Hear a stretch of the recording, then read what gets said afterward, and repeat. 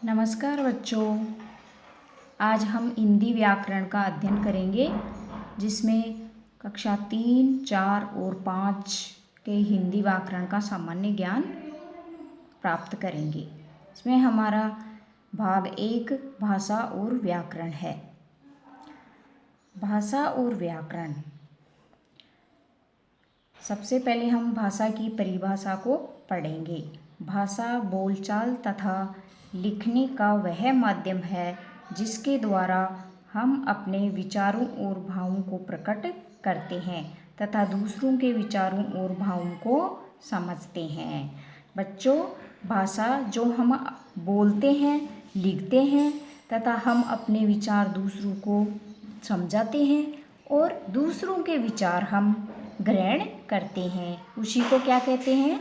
भाषा कहते हैं। अब आगे हम भाषा के प्रकार देखेंगे। भाषा के 3 प्रकार होते हैं। पहली मौखिक भाषा, दूसरी लिखित भाषा, तीसरी सांकेतिक भाषा।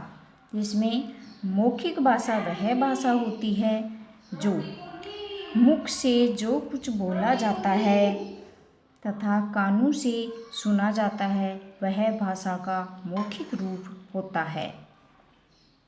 बच्चों, जो हम अपने मुंह से जो भी बात बोलते हैं, दूसरों को सुनाते हैं और हमारे द्वारा कही हुई जो बात होती है वह कानों से सुनते हैं, वही क्या होती है? मौखिक भाषा होती है।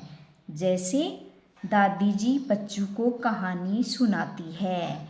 जैसे हम अपने दादा दादी जी से परियों की कहानी, हाथी की कहानी, चंदा मामा की कहानी, ये कहानियाँ क्या हैं? दादी जी हमें सुनाती है। वो क्या है? मौखिक भाषा है। दूसरी भाषा आती है लिखित भाषा। जो कुछ लिखा और पढ़ा जाता है वह भाषा का लिखित रूप होता है। बच्चों, जैसे हम भाषा को लिखते हैं और बोलते हैं, तो हम जिसको पहले बोल करके समझा रहे थे ना, उसी भाषा को हम अपनी नोटबुक में लिखते हैं और फिर उन लिखी हुई को अपन पढ़ते हैं। जैसे हमारी किताब में कहानियाँ लिखी हुई हैं, तो उन कहानियों को हम क्या पढ़ते हैं, तो वही क्या होती है? लिखित भाषा होती है। जैसे छात्र लिखता है, जैसे आप लोग स्कूल में गाय का निबंध लिखते हो, पत्र लिखते हो, वही क्या होती है? लिखित भाषा होती है। तीसरी भाषा आती है सांकेतिक भाषा। जब हम अपने मन के भाव संकेत द्वारा प्रकट करते हैं तो वह सांकेतिक भाषा होती है। जैसे स्कूल की घंटी बजने का संकेत। बच्चों, हमारी स्कूल में जब घंटी बजती है तो सभी बच्चे, दोपहर में जब घंटी बजती है तो सभी बच्चे क्या करते हैं? अपने आप ही क्लासों से बाहर निकल कर कहाँ जाते हैं? अपने हाथ धोने के लिए जाते हैं, खेलने के लिए जाते हैं, खाना खाने के लिए जाते हैं। वैसे ही जब सुबह घंटी बजती है तो सभी बच्चे कहाँ पर जाते हैं?